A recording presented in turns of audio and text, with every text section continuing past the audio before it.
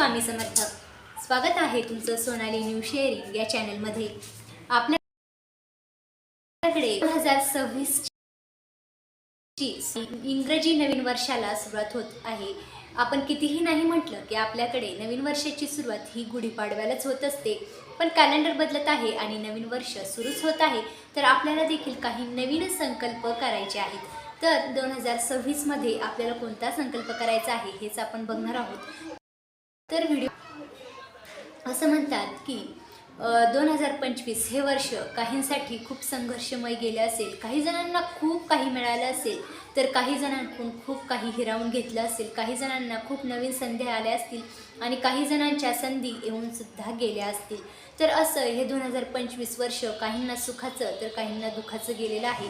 पण त्यातूनही आता हे गेलेल्या वर्षाची ज्या काही चांगल्या आठवणी आहेत त्या आपण सोबत घेऊन जाऊया आणि ज्या दुःखाच्या आठवणी असतील त्या मागे ठेवूया आणि 2026ला सुरुवात करूया। तर 2026 ची सुरुवात ही गुरुवारी होणार आहे आणि खूप चांगला असा योगायोग आलेला आहे। स्वामी महाराजांचा, शंकर महाराजांचा वार आहे गुरुवार आणि खूप शुभ वार आहे आणि यावर्षी नवीन वर्षाची सुरुवात ही गुरुवारी होणार आहे। तर खूपच असं छान असं पर्व आहे। तर या छान अशा दिवशी आपल्याला देखील काही संकल्प करायचे आहेत। माझ्या व्हिडिओमध्ये मी नेहमी तुम्हाला मोटिवेशनल सुद्धा व्हिडिओ बनवत असते। तर जेव्हा आपली आध्यात्मिक शक्ती जास्त असते तेव्हा आपोआपच आपल्याला कोणत्याही गोष्टी सकारात्मक पद्धतीने वगैरे काही नसतं। जे आपल्यामध्ये जी आध्यात्मिक शक्ती असते ती आपल्याला कुठल्याही परिस्थितीवर मात करण्याची ताकद देत असते। म्हणूनच आपल्याला आपल्यामधली आध्यात्मिक शक्ती वाढवायची आहे। तर ती कशी?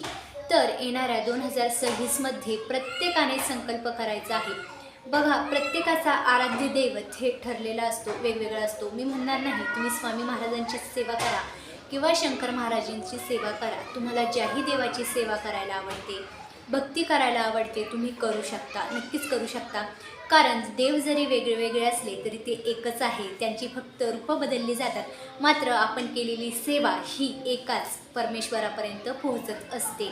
म्हणून प्रत्येकाने उद्या एक संकल्प करायचा आहे। आपल्या बिझी शेड्यूलमधले कितीही काम असलं तरी निदान थोडा वेळ का होईना आपल्या घरातील देवघरासमोर बसून आपल्या परमेश्वराला देता आला पाहिजे। सेवा करत असाल तर स्वामी चरित्र सारामृतातील 3 अध्याय 11 माळी श्री स्वामी समर्थ या मंत्राचा जप आणि तेवढाही होणार नसेल तर एकदाच श्री स्वामी समर्थ या मंत्राचा जप आणि एकदा तारक मंत्र म्हणलाच पाहिजे। त्याबरोबरच तुम्ही जर शंकर महाराजांची सेवा करणार असाल तर श्री शंकर महाराजांचं जे नित्यपाठाचं हे पुस्तक आहे, हे पुस्तक तुम्हाला सकाळी किंवा संध्याकाळी एकदाच पठण करायचं आहे। कारण हे पुस्तक वाचल्याने तुमच्या सगळ्या इच्छा आणि मनोकामना पूर्ण होत असतात। त्याचबरोबर तुम्ही जर साईबाबांची भक्ती करणार असाल तर त्यांचेही काही नियम असतील किंवा त्यांचेही काही मंत्र असतील ते तुम्हाला पठण करायचं आहे। एकंदरीत मला एकच सांगायचं आहे, देवतावर तुमची भक्ती आहे त्या देवतांचं तुम्हाला थोडी तरी म्हणजे दिवसातून थोडी तरी आठवण काढायची आहे, त्यांची सेवा करायची आहे। कारण जेव्हा आपण देवाचं नामस्मरण करतो, त्यांना वेळ देतो, ती सेवा वाया जात नाही। आणि फक्त दुःख आल्यावरच देवाला आठवायचं तर ते अजिबात बरोबर नाही। जेव्हा आपल्याकडे सुख असतं तेव्हा सुद्धा देवाला आठवा, जेव्हा आपल्याकडे दुःख असतं तेव्हा सुद्धा देवाला आठवायचं असतं। कारण असं म्हणतात की दुःखामध्ये देवाला आठवायचा अधिकार त्यांनाच असतो ज्यांनी सुखामध्ये सुद्धा देवाला आठवलेलं असतं। म्हणूनच प्रत्येकाने उद्यापासून नवीन वर्षाचा संकल्प म्हणून आपल्या आराध्य देवतांची सेवा करायची। त्यानंतर दररोज घराबाहेर पडताना आपलं जे घराचं मंदिर असतं त्या मंदिरामध्ये आपण आपले सर्व देव असतात तिथं तुम्हाला प्रार्थना करायची आहे की मी माझ्या ह्या कामाला बाहेर चाललो आहे आणि तुम्हाला देखील माझ्यासोबत यायचं आहे। आणि बघा, तुम्हाला खूप छान असा अनुभव येईल।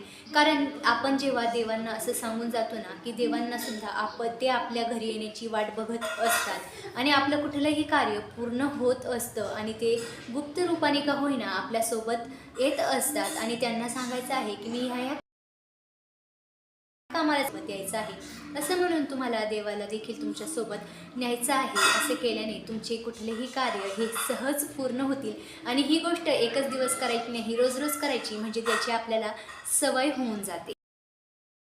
असं म्हणतात की कर्ता करविता सर्व काही परमेश्वर आहे आणि हा परमेश्वरच जर तुमच्या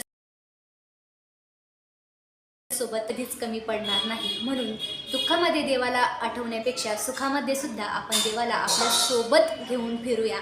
कारण असं म्हणतात की कुठलीही गोष्ट ही एकाच दिवसात होत नाही, पण एक दिवस नक्कीच होते. म्हणून नवीन वर्षाच्या सुरुवातीला प्रत्येकाने आपल्या देवाची आराधना करणे खूप गरजेचं आहे. बरंच 2025मध्ये तुमच्या काही सेवा राहिल्या असतील, संकल्प राहिले असेल,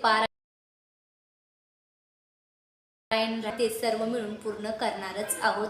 आणि हे 2026 वर्ष आपल्याला भगवंताच्या भक्तीमध्ये घालवायचं आहे.